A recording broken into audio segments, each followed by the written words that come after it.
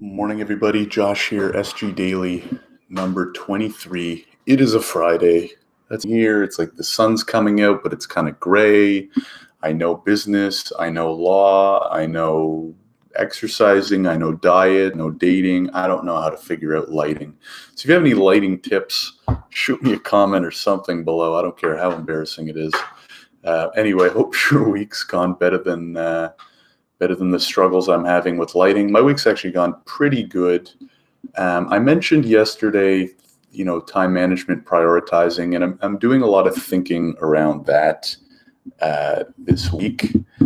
And I alluded to it a little bit yesterday, but I mean, in essence, right, what I said in the SG Daily 22, which I recommend watching, is that as being an entrepreneur or especially a solopreneur, is one of those jobs where the world is so much your oyster. It's almost a bad thing. If you like that kind of stuff, I think you'll be okay.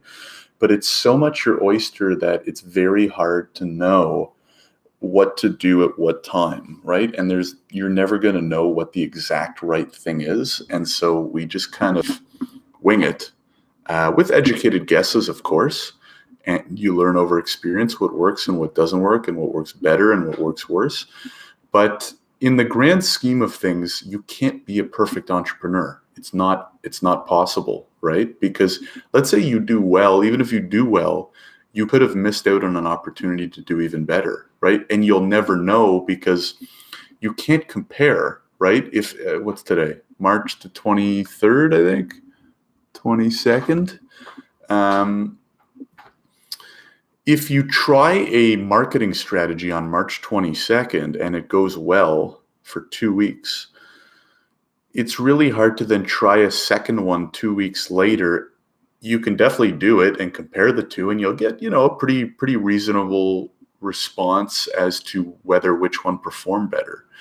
But if you want to say whether someone's a perfect entrepreneur or not, you can't go back to March 22nd in exactly that same scenario and hit the exact same audience with a different marketing campaign and compare those apples to apples, right?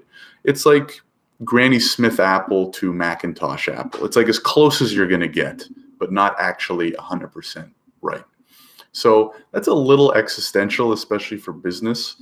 But it's just something I've been thinking about a lot. And, in terms of prioritizing, trying to maximize the day, right? Because I have a pretty good morning routine. I posted it on Instagram the other day, if you're not following, at Solopreneur Grind, to check it out.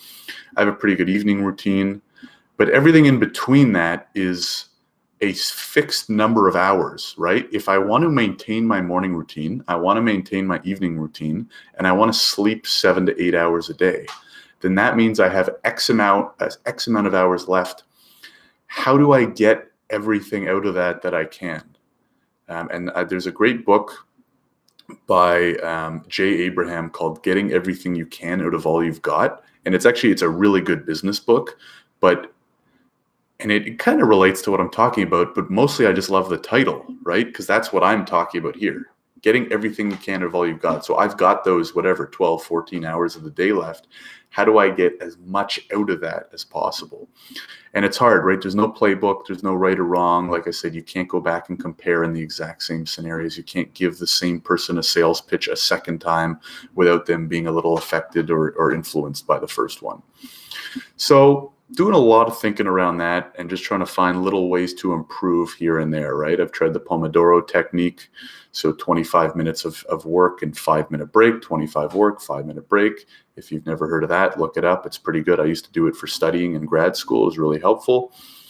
Put the phone away, don't put the phone away, keep the email tab open, don't keep the email tab open. So there's a lot of these little tips and things and areas of improvement and considerations we need to have.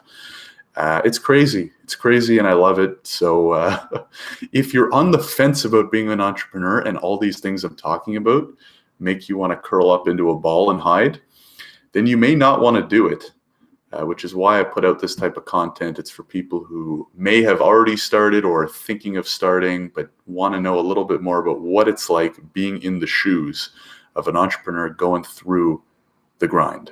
So that's the SG Daily, Solopreneur Grind Daily. number 23, I believe. Shout out to MJ.